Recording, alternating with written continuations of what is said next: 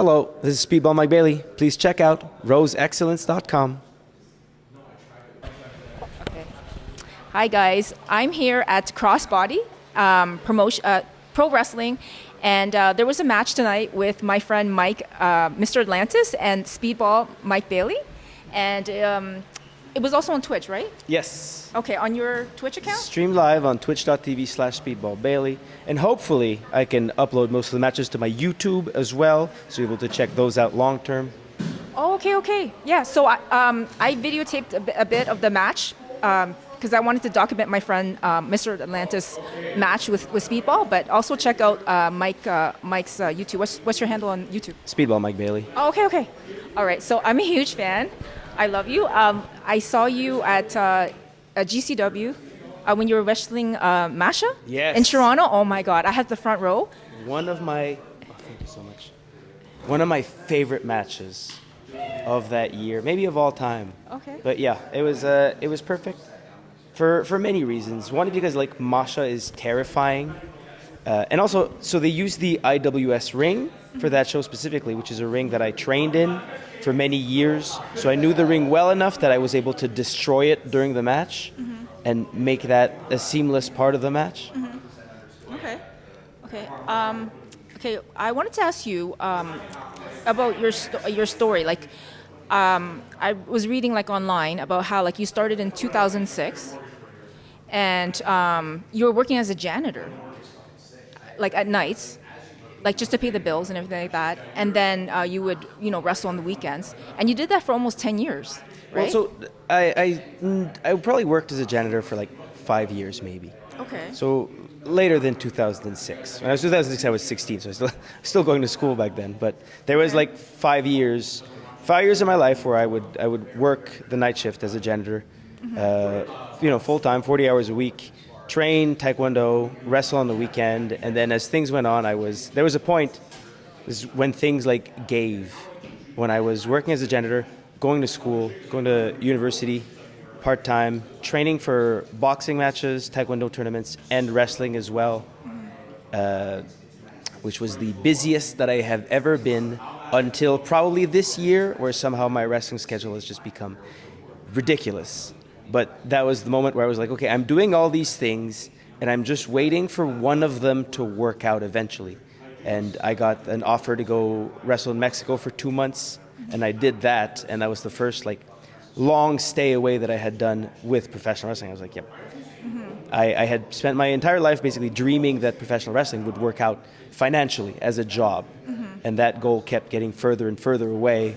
And then at that moment was like, oh, maybe this actually is possible. Yeah, so like 5 years is a long time, like doing that schedule. So like, Yep. Did you ever think in your head? Did you ever have doubts? Like, am I on the right track? Am I doing? Like, is this plan working out for me? Like, am I on the right track? Did you know in your mind that you were going to succeed at this? No, there was constant doubt, absolutely constant doubt. But like, now we're talking about like 2000 and maybe 9, 10 to 14 or something, where pro wrestling was nowhere near what it is now. And you, especially through social media, you didn't have all those avenues to make money as a professional wrestler. You could become like a top level independent wrestling, which as a Canadian, without going to the United States, is extremely difficult. And that, of course, became more and more possible with time. But at the time, like, it wasn't something that I was considering. And also, there were a lot less people my size on television making a living at professional wrestling, which is sort of when I started wrestling in 2005. The message was, you're good, but you're also very small, so it's unlikely that this is going to work out for you. So of course there was always the doubt, but I kind of did it because I loved it and didn't have a reason not to do it, if that makes sense. I enjoyed it. And I kept doing it because I enjoyed it, which was the same thing for Taekwondo, which was another passion of mine for a very long time. There is no professional avenue for Taekwondo other than coaching or something like that. Okay. So I have dreams, but like, to be honest, for myself too, like a lot of times I have doubt, like, am I going on the right path? So what's your advice for someone like me or like any viewer out there that's pursuing like a dream? What's your advice on staying focused? I mean, you got to do it because you enjoy it. And then it's not because you don't accomplish an arbitrary goal that you set for yourself, that you didn't become successful at whatever it is you're doing. I hear that from a lot of pro wrestlers who are like, oh man, I've been a pro wrestler for 10 years. I don't know how to do anything. And I never like got $1 million job doing professional wrestling. So it was a waste of time, which is like, no, when you do professional wrestling, and this applies to so many other skills in life, professional wrestling is incredibly multifaceted, right? You got to learn to act. You got to learn to fight. You got to learn to sell to the audience, but also sell yourself as a performer to promoters who are trying to hire you for your work. You gotta, at a certain level, you gotta become a travel agent, right? I spent many hours a week ordering merchandise and selling that online. So it's like, even if pro wrestling had never worked out for me as a job, definitely the tools that I acquired through professional wrestling would have helped me become successful in another way. Okay, so you were like open to other areas if like wrestling didn't work out, Right. and you were building your skills. Of course. Yeah.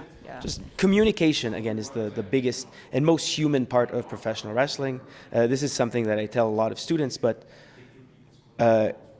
planning a match, like discussing and exchanging the ideas for what you're going to do in the ring is as much of a performance as it is to actually do it, right? Because you have to keep the other person's comfort and memory in mind, and if I just throw too many ideas at you and you get overwhelmed, then it doesn't help you, and then we're going to mess up and it's going to be bad for both of us. But the human element that you need to be good at professional wrestling is really one of the most important skills that you can get. Okay. Wow. And I think like for any skill, focusing on what you're getting out of that skill beyond the skill itself is incredibly important. Okay, that's really good advice. Good. I'm glad. Yeah. I think another thing I wanted to ask you too was like, what was it, 2016, I think? You were trying to cross the border. Yes. And then basically like the border agents said that you weren't able to Yes. to work in the US for like 5 years, Yes. which is very crushing, right? Because you're supposed to go to the Evolve. Yep. Okay. So like, how did you get over that hurdle? Like, did you feel like that was like, how did you get over that? Were you able to just say to yourself, I'm going to pick myself up. I'm just going to, work at outside of the U.S. and that's it? Or did you actually think of quitting? I didn't think of quitting because again, I started in 2005. I did it for a very long time before I was even able to go to the U.S. for the first time. Before I wrestled for probably like, I don't know, 5, 6, 7 years before someone handed me an envelope with $5 in it. Right? Yeah, so, you wrestled for free for 5 years or something. Yes, I did it because I loved it, so I was going to continue to do it no matter what. I was just lucky enough that I had made enough connections and built enough of a reputation for myself that when, the normal path for pro wrestling is go to the US, get signed by a major company. When that became unavailable, I was able to turn towards other path, which is difficult. Yeah. Very, very difficult. There's a lot of pro wrestlers who want to go to Japan and they have access to a lot more visibility than Canadian pro wrestlers do for the most part. So, the work that I had been able to do in the US is what was able to have me continue on the path that led me to where I am. Okay. Like you seem like a very mentally strong person. So thank you. just hearing your story and everything like that, and all the struggles that you went through. So is there anything that you do? Was it advice that you got from a mentor? What made you become the person that you are today? You think? Honestly, I think martial arts was a big part of it. I think that the best thing a person can do for themselves is go through the process of being terrible at something and having it be heartbreakingly difficult and then getting good at it and being able to look back on that journey. But also, I'm extremely fortunate and privileged in that I have a fantastic support system. I have an amazing wife who is intelligent and logical beyond belief and helps me understand myself better than I do, which is the only way this keeps this going. But also, I think the pro wrestling community, and as shown in today's show with Crossbody Pro Wrestling, which is a Big Bad Orton's promotion, which is a promotion that I love working with because, again, it's a fantastic team and it's all about support. And that I think that idea of professional wrestling being competitive and people assaulting each other, essentially, when you hear stories about the 80s and the 90s, that doesn't really work anymore. And it's to be a pro wrestler, you have to be kind. And I think that general attitude of kindness is what I've been able to sort of learn in martial arts and then apply and cultivate through professional wrestling, which is a very long detour to answer your relatively simple question. Okay. Well, when I had interviewed Mr. Atlantis earlier, and he was saying a lot of nice things about you too, about how you're basically mentoring him. How would you rate him as a wrestler? Tonight's match. Honestly, 10 out of 10. Okay. There you go, Mike. Mike is filming. But so, right, this is my philosophy of pro wrestling, and there are people that will say that like pro wrestling isn't for everyone. You have to be tough or you have to be special, and no, you just have to want it enough to understand what you're good at and learn to find what your strengths are, and highlight those for an audience. I truly believe that like anyone in the world can become great at professional wrestling if they care enough to understand what they need to present to an audience. And I think Mr. Atlantis is a fantastic example of that, he knows himself extremely well. He's been doing this for a long time. He knows his strengths and he plays into them. Okay.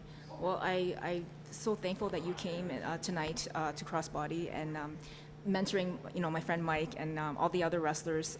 Like your kindness shows through. It's not like you're just saying that. So I can see that. So thank you so much. I've been a fan of yours for a long time, and it's been. I really appreciate this interview. Awesome. Thank you so much for having me. Thank you. Okay.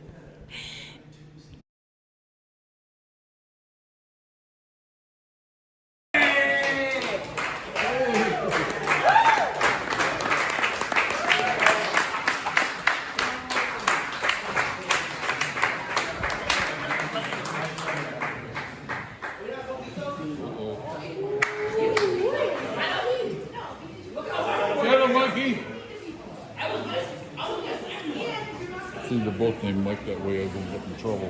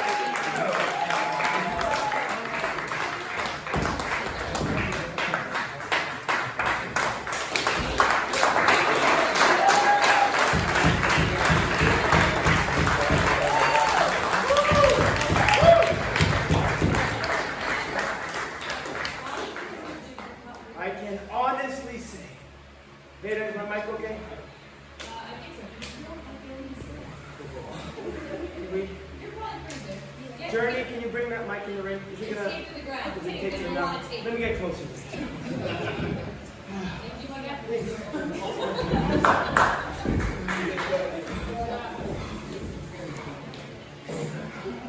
I can honestly say that in my many, many years of professional wrestling, in my many, many opponents, many, many promoters I've worked for, many coaches I've seen, I have never seen heart like I did tonight.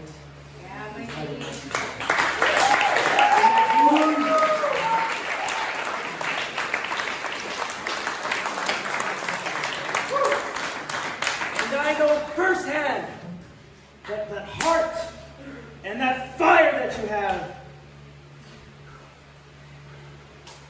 it doesn't come only from within. It comes from those around you who support you. Your mentors, your coaches, like Big Ben Ortons. Like Marcus Ryan. Like Tyler Thomas. Like the entire team here at Crossbody Pro Wrestling.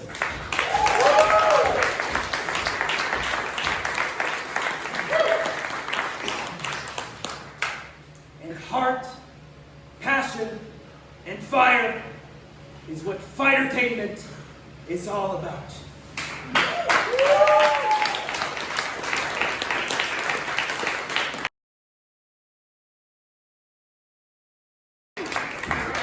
Isaiah Prince, thank you. Mr. Atlantis, thank you. Journey Burke, thank you. Judy Underwood, thank you. Chrissy Mack, thank you.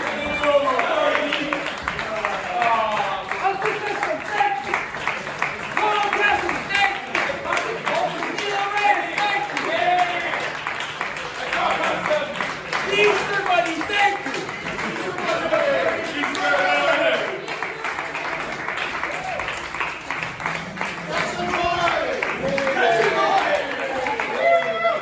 Sonny Soleil, thank you. Mikey Q, thank you.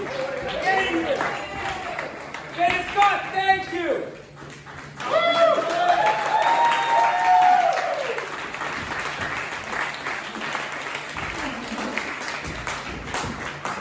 Mikey Jenkins, can you do us the honors of taking us out on a 1, 2, 3 fighter movement? Well, more.